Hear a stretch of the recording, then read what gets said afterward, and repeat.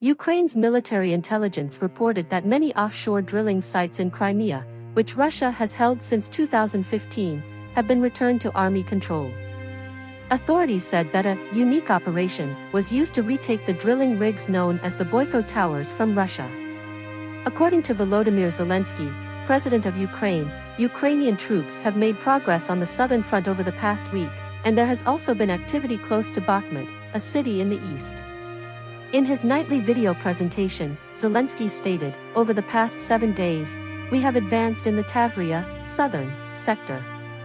The Bakhmut sector is in motion. There is movement, indeed." 13 Russian drones that were launched against the districts of Zaporizhia, Dnipropetrovsk, and Mykolaiv, according to the Ukrainian Air Force, were shot down. It claimed that missiles had also been fired. According to the Russian Ministry of Defense, air defense systems shot down a drone that Ukraine had fired over the Kursk region. According to local authorities, 2 drones were also taken down over the Belgorod region. According to Ukraine's general staff, Russia may soon begin a mass forced mobilization to enlist soldiers in Russia and the regions of Ukraine that it now occupies. The Council of Europe denounced the elections that Russia held in the eastern Ukraine regions that it claims it annexed last year.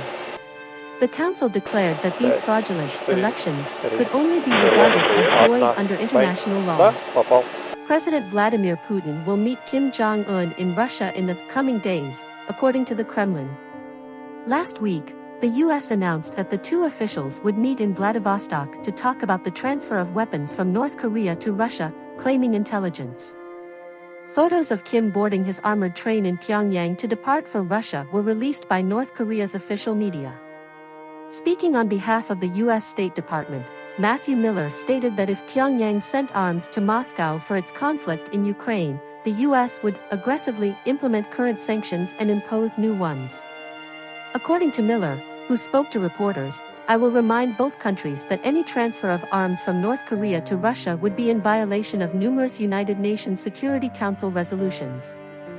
Recep Tayyip Erdogan, the president of Turkey, urged Western nations to do their part to resuscitate the Black Sea Grain Agreement, which was mediated by Turkey and the United Nations and allowed for the secure shipment of grain from Ukraine.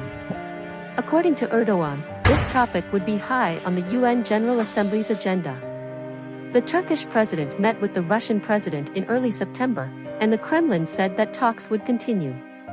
Volker Turk, the UN representative for human rights, criticized Russia for abandoning the Black Sea Grain Agreement and for attacking Ukrainian agricultural installations, claiming that Moscow's actions had driven up food prices, which had serious repercussions in the Horn of Africa.